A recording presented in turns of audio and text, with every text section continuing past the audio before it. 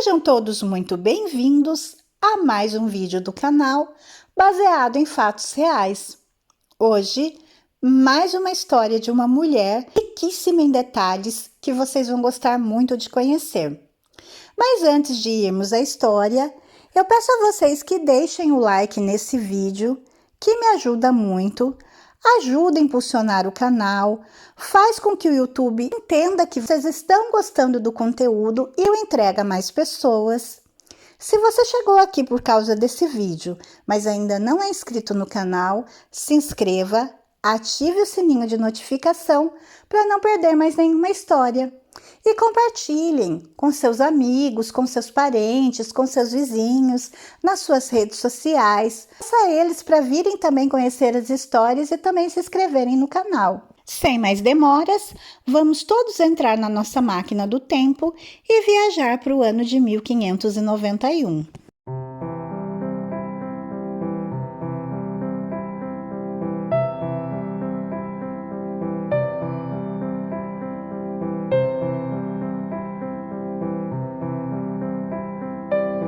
A história que vamos conhecer hoje será a de Maria Gonçalves Cajada, uma portuguesa que foi acusada de bruxaria na época da Inquisição, entre os anos 1591 e 1593, datas em que acontecerá os julgamentos de Maria, e nesses julgamentos, então, muito da história dela vai ser trazida à tona. Nós podemos contar isso com certeza, porque esses documentos inquisitoriais, eles se encontram na ANTT, que é o Arquivo Nacional da Torre do Tombo, que fica aqui em Lisboa, Portugal. Esses documentos estão disponíveis para qualquer pessoa que quiser ler e conhecer mais essa história. Então é por isso que nós temos agora a possibilidade de contar a história da Maria Cajada. Quero dizer que esses dois últimos vídeos são histórias de mulheres condenadas por bruxaria, porque teremos agora próximo o Halloween e eu também vou contar a história para vocês de como começou essa festa, essa comemoração do Dia das Bruxas. A história de hoje da Maria Gonçalves, ela é muito interessante, nós não temos conhecimento da história da Maria antes ou depois da condenação dela. Não há registro de nada. Se ela teve filhos, se não teve, com quantos anos ela morreu, nós não conseguimos encontrar nada, não existe, nem mesmo indo procurar na cidade onde ela viveu aqui, muito, e não existe registro. Então, por que trazer essa história apenas da época do julgamento dela?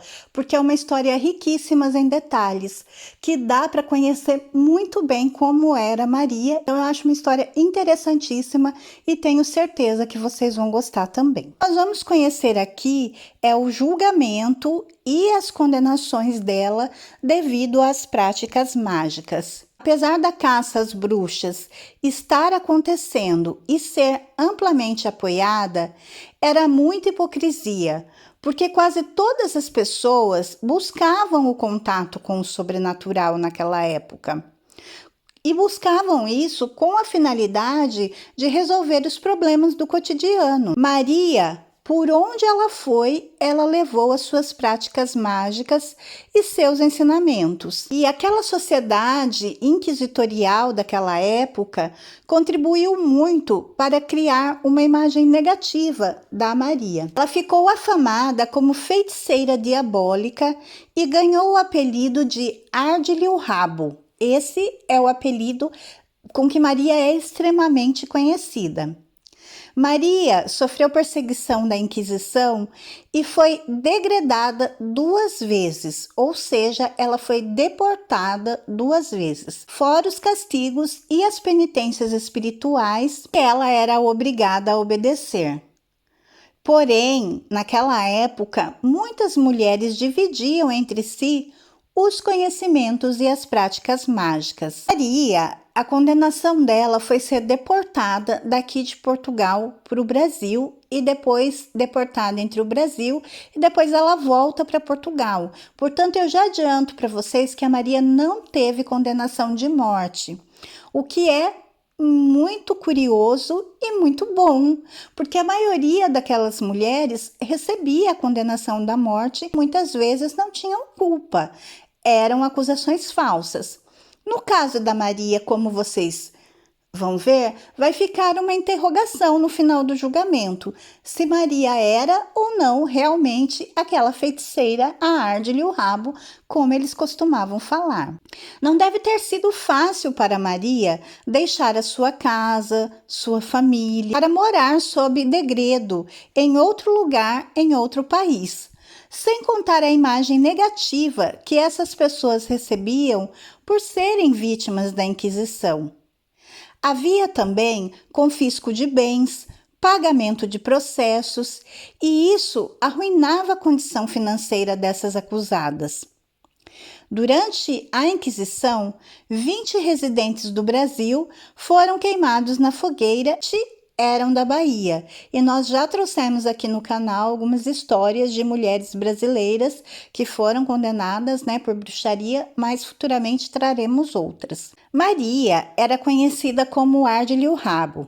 Ela era natural daqui de Estremoz, mas ela morava em Aveiro, de onde ela foi degradada para a Bahia, acusada de cometer crimes de feitiçaria. Ela era uma cristã velha, famosa e muito procurada por outras mulheres para execução de práticas mágicas. Possuía arte com o diabo, eram o que diziam, e cobrava pelos seus serviços. Maria era filha de Pedro Gonçalves Cajada e de Margarida Pires. Maria morava em Aveiro, Portugal, e era casada com Gaspar Pinto, que era um pescador. Foi degradada de Portugal por 6 anos para Pernambuco, por ter colocado fogo em 2 casas, atirar um vaso na cabeça do juiz local. Em Pernambuco, ela foi punida por ordem do vigário por práticas de feitiçaria. Teve de ficar de carocha, sendo degradada para a Bahia. Isabel, que viajou com ela, retratou que presenciou um encantamento que Maria realizou para que o mestre da galé, ou seja, o capitão da galé, era uma pequena embarcação que eles usavam na época, permitisse que ela ficasse em seus aposentos e alcançou seus intentos. Algo que ele havia negado anteriormente, pois não achou boa ideia, porque Maria era casada e tinha fama de feiticeira.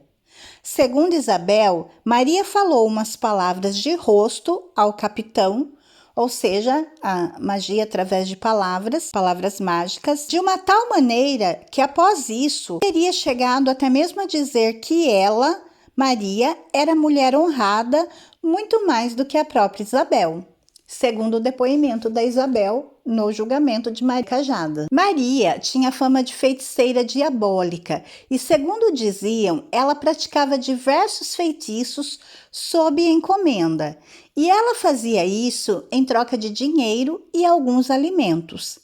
Manipulava objetos, botões, pedaços de pano, usava ingredientes como galinhas, ratos, azeite, palavras de consagração de rosto e símbolos como o pentagrama e o símbolo de Salomão. À meia-noite, Maria, estando nua, da cintura para cima e com os cabelos soltos, praticava rituais em seu quintal com a porta aberta para o mar. Enterrava e desenterrava botijas, garrafas, e estando em sua devoção, ela falava e chamava os diabos. Ia toda descabelada em direção à lua e falava com almas do outro mundo. Ela dormia com os diabos e eles arrancavam dela o braço do pé. Portanto, ela tinha uma chaga, uma ferida muito grande no pé e tinha o pé todo inchado. As devoções ou esses rituais de Maria geralmente eram realizados em meio à natureza. Maria costumava mergulhar no mar para dele tirar coisas para a realização de seus feitiços. Assim como no meio do campo, ela traçava o símbolo de Salomão, se posicionava dentro dele com azeite na boca para falar com os demônios. Dessas devoções noturnas, geralmente por volta da meia-noite ou das 8, 9 horas da noite, Maria voltava toda descabelada e moída dos diabos. Da descrição, então, das pessoas ali da sua época. Esses rituais faziam de Maria Gonçalves uma mulher famosa, pública e poderosa. Segundo a documentação, pelo poder do diabo e por dinheiro ou alimentos, ela realizava muitas práticas mágicas encomendadas a ela. Pelo poder do diabo e por 2 cruzados, ela conseguiu arribar um navio que ia da Bahia para Portugal. Ela possuía uma mesinha mágica que quem tocasse nela, junto com a Maria, fazia tudo o que a Maria queria. Hava em alguns rituais uma trepaça com os pés para cima, ou seja, uma cadeira, um banco com os pés para cima, um candeeiro de cera, deirão. Ela vendia cartas de tocar por 5 tostões para magia amorosa. Essas cartas deveriam ser entregues a quem a pessoa desejasse, e a pessoa, ao tocar na carta, passava ou então ficava apaixonado por aquela pessoa que tinha lhe entregado a carta. Os poderes também eram procurados para a morte ou sumiço de alguém. Caterina Fernandes encomendou feitiços para a morte de seu genro, pois ele não dava boa vida à sua filha. Pediu-lhe que fizesse Gaspar Miranda morrer e retornasse da guerra de Sergipe. Pediu-lhe também que fizesse feitiços para o seu outro genro, Antônio Dias. Que sogra legal, né? E para que tais feitiços fossem realizados, deu muito dinheiro a Maria. Deu também um botão e um retalho da capa de seus genros. E Maria tomou uns pós e recomendou que Catarina jogasse por baixo dos pés dos genros ou no chão por onde eles passassem, para que eles fizessem tudo o que ela queria. A famada de feiticeira diabólica fazia mais ou menos 10 a 12 anos que Maria Gonçalves andava pelas terras da Bahia, aparentemente sem residência fixa, e se hospedava em casas de conhecidos. Passou um tempo na casa de Isabel Antunes e se hospedou também na casa de João Nogueira, na ilha da Itaparica. Com a ajuda do diabo e a realização de ritos e feitiços, Maria, a arde-lhe o rabo, por onde andou, realizou diversas práticas mágicas, geralmente para sanar os problemas das pessoas.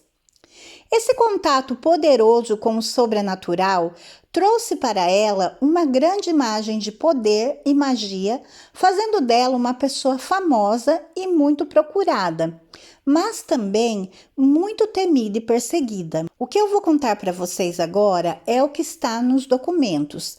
É a história da Maria Gonçalves, contada por 6 mulheres na mesa inquisitorial, através de 5 denúncias e uma confissão.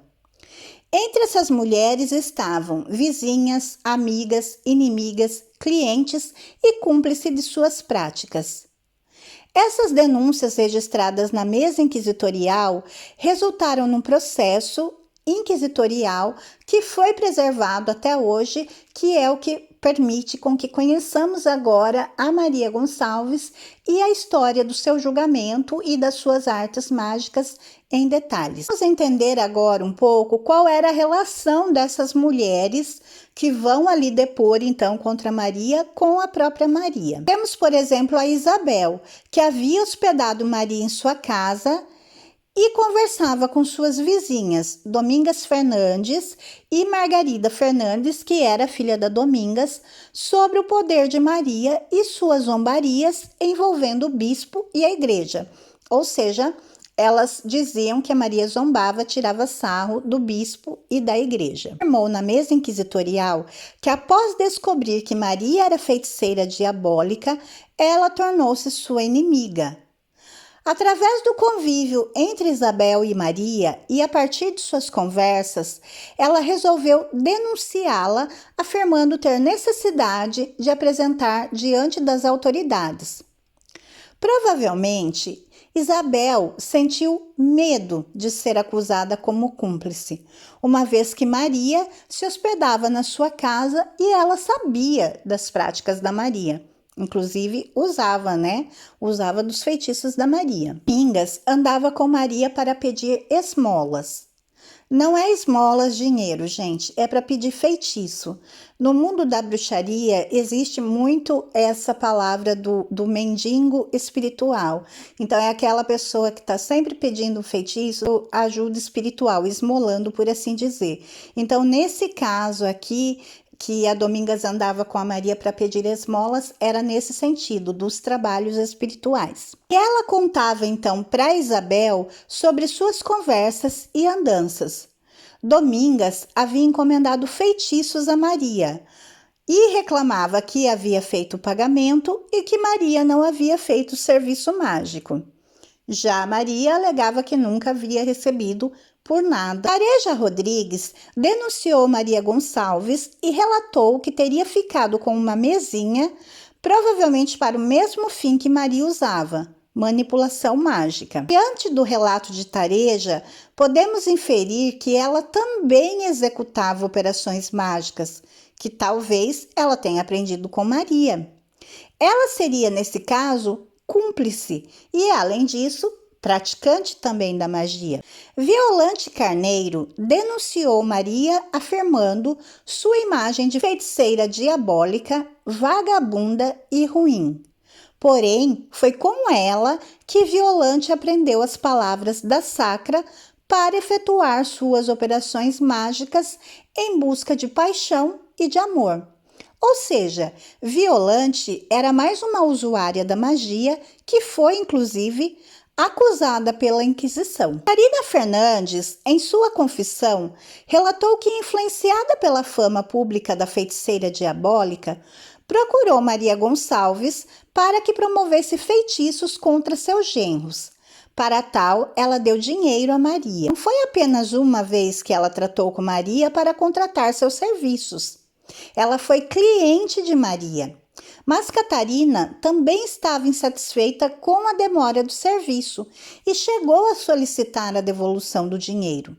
Mas Maria não lhe devolveu e afirmou que se arriscava muito quando se tratava com os diabos. Portanto, o que dá para a gente perceber aqui é que os sentimentos que levaram essas mulheres a denunciarem Maria era de medo, receio, arrependimento, raiva e para demonstrar serviço para o tribunal.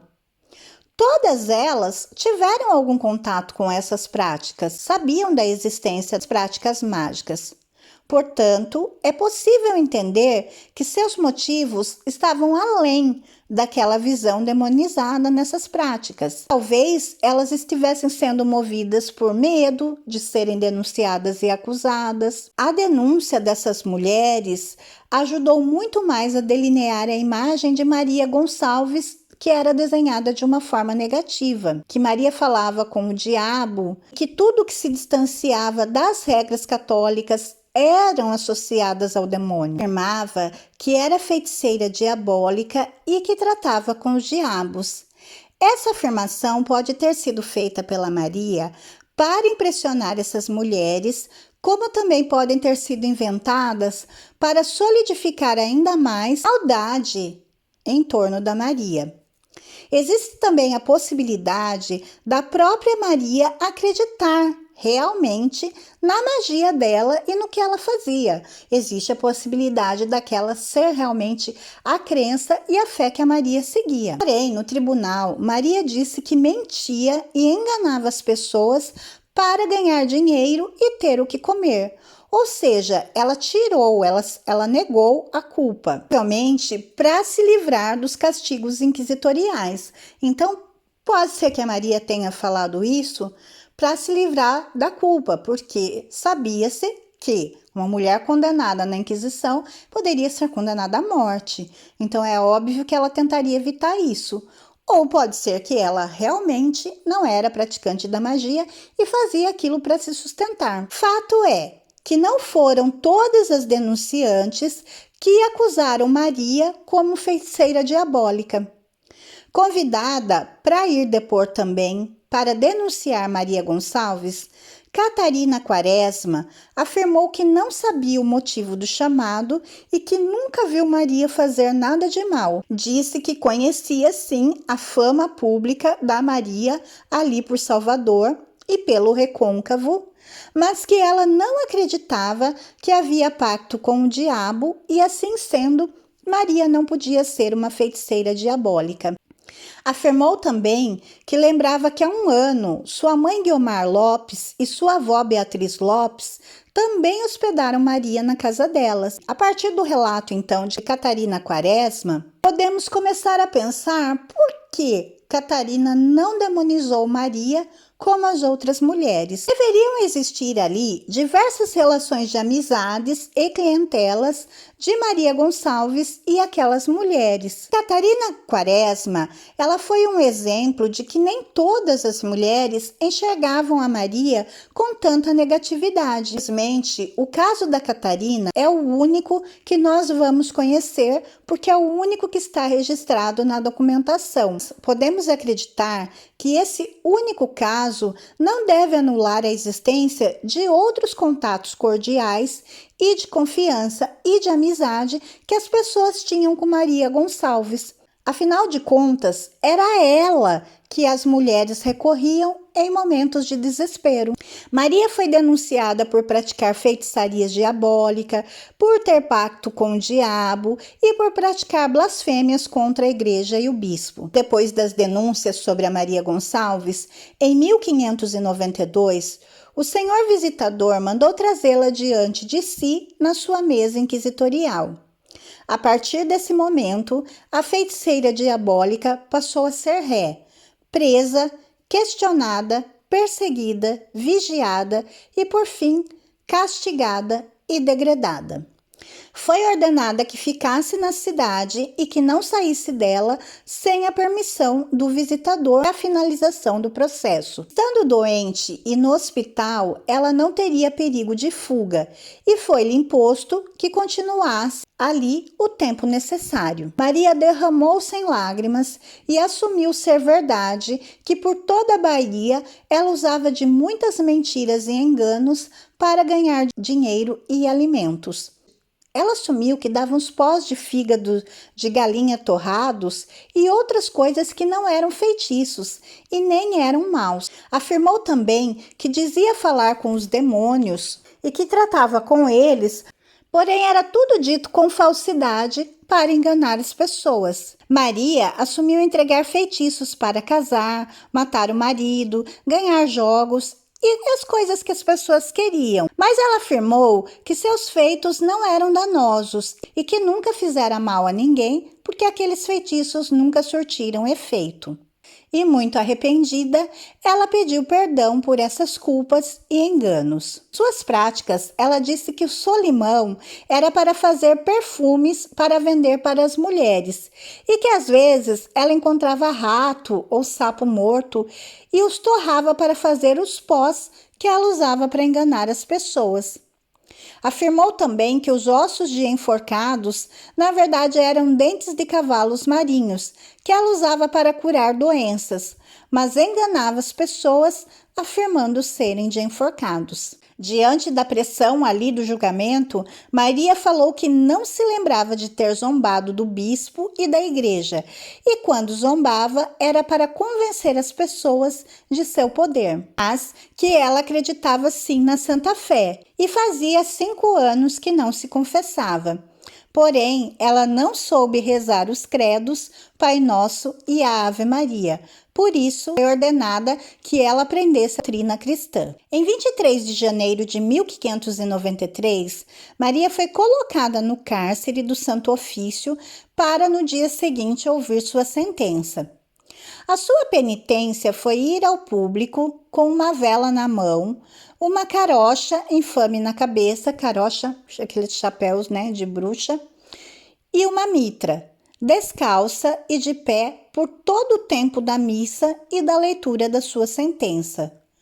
Foi isenta de ser açoitada porque estava doente.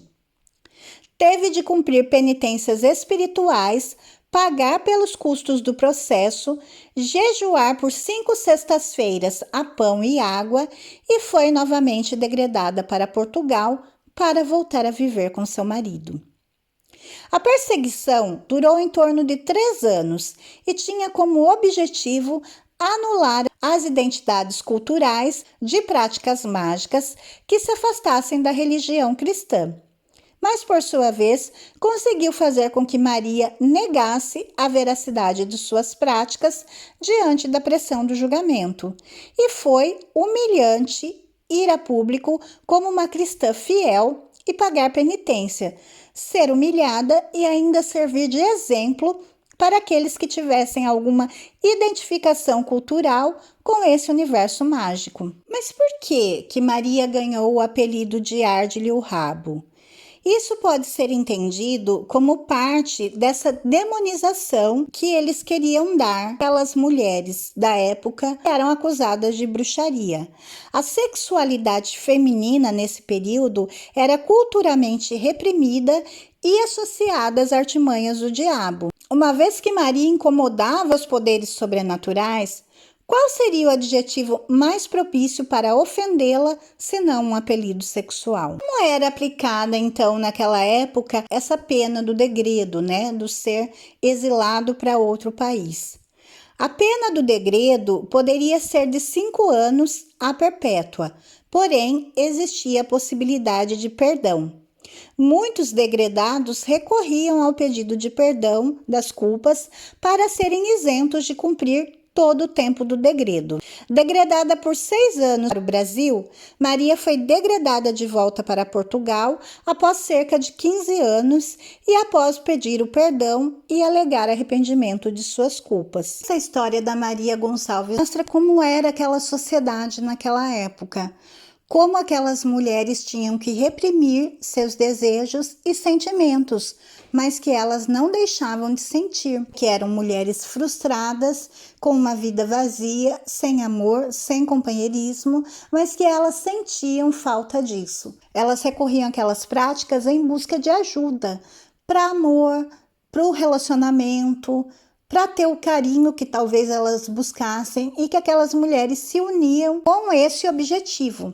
E acreditavam muito que aquelas práticas mágicas pudessem ajudá-las nisso, coisa que também acontece muito hoje em dia. Elas se fortaleciam entre elas para tentar alcançar os objetivos. Eu acho a história da Maria Gonçalves muito interessante por isso, porque nos faz refletir. Estamos perto do Halloween e eu achei nada mais justo do que trazer a história da Maria Gonçalves.